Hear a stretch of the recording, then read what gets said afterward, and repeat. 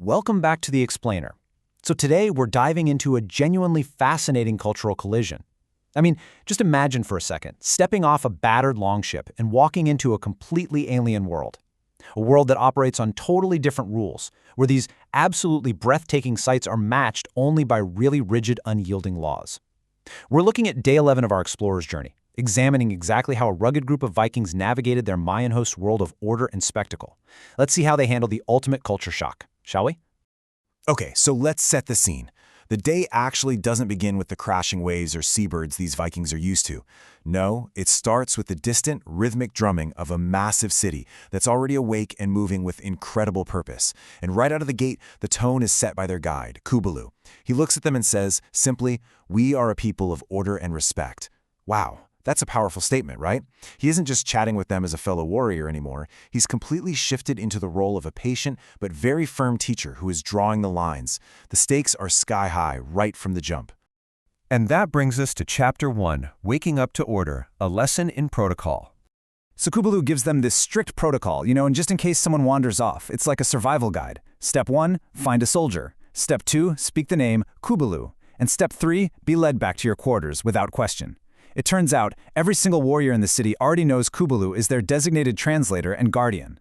I think this perfectly illustrates just how incredibly organized this Mayan society really is. Like, yes, there's a safety net for the guests, but it relies 100% on their strict obedience to this specific system. No exceptions. Then, Kooballu lays down his final, most serious warning of the morning. An absolute non-negotiable boundary. The palace and the home of the ruler are strictly off-limits. Period. Just totally out of bounds. This really reinforces that solemn authority he commands. He wants to make absolutely sure these explorers get it. You are honored guests, you are guaranteed courtesy, but you definitely do not have free reign over the city's most sacred spaces. Moving into the afternoon, we reach our next section, Gardens, Feasts, and Protocol, a cultural exchange. Now, think about how tightly scheduled your own workdays can be. Well, these Mayan hosts are curating the Vikings' experience literally hour by hour. We start with the strict morning briefing and rules, then shift into a shaded midday lunch, which, by the way, still includes a ton of cultural instruction from Kooballu. After that, we move toward the sunset panoramic spectacle, and finally, the nighttime separation. It is perfectly orchestrated to set up the massive climax of the evening. They've got the whole shebang planned down to the minute. Let's see how all this builds as we enter Chapter 3, The City Illuminated, a panoramic view. As dusk settles, the Vikings are led out of the shaded gardens and step onto this massive, elevated platform. And what they experience next is just pure sensory overload. I mean, after a morning totally defined by rigid rules, they are hit with thousands of tiny fires dotting the city grid below them, casting this warm glow over the stone buildings. Dancers in unbelievably vivid costumes are leaping and twirling everywhere. The air is absolutely saturated with intoxicating music from flutes and drums. And to top it all off, they're served a mild, alcoholic drink made from a cactus. It's literally a giant wave of sound, color, and taste that just completely washes over the explorers, directly challenging all that previous restraint. Which brings us right into Chapter 4, Revelry versus Restraint, Clashing Perspectives.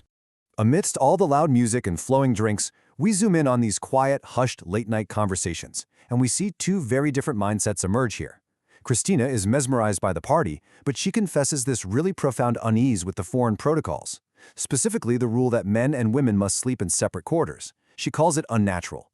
Ranvig, on the other hand, she takes a much more pragmatic stance. She looks at the complex social order Kooballu explained and believes the separation is just a custom of respect designed to prevent trouble. She's choosing to trust the system, valuing the order that actually makes the spectacle possible in the first place. Meanwhile, across the platform, the men are having a very similar debate. Sven Loki is completely swept up in the moment. He's admiring the weapons of the Mayan warriors, drinking that cactus beverage, and basically asking, come on, what is the harm in a little fun? He wants to go all in. But Adolf Gustavus pushes back with a deeply cautious perspective. He remembers a firm warning from their leader, Ragnar, not to overdrink. Gustavus reminds Sven Loki that they are guests, stating bluntly, a drunken Viking is a foolish Viking. He prioritizes respecting the host's order over temporary revelry. He even points out that he actually wants to see the city again tomorrow, not wake up in a cage. It's the ultimate traveler's dilemma, isn't it? But As you know, eventually the grand show has to end. The music stops, the dancers recede, and the reality of the morning's rules comes back into crystal clear focus. The Vikings are indeed separated by gender into different quarters for the night. Imagine lying there in the dark, separated from half of your crew, in a completely alien city. Have you ever felt that profound sense of culture shock? Their minds are absolutely buzzing, trying to reconcile the magnificent, intoxicating beauty they just witnessed with the unyielding, absolute rules they must obey. It's a heavy, really reflective way to end such an intense day. And that leaves us with this final thought. When stepping into a new world, is it better to embrace the spectacle or obey the order? If you were dropped into an environment where your own common sense was entirely replaced by a foreign culture's strict laws, how would you navigate it? Would you be the cautious adult Gustavus, carefully monitoring every single step? Or would you be the adventurous Sven Loki, wanting to soak in every last bit of the celebration? It's a truly fascinating question to ponder. Thank you so much for joining me for this deep dive into the Explainer. I hope this helps you grasp the incredible dynamics of this cultural encounter. Catch you next time.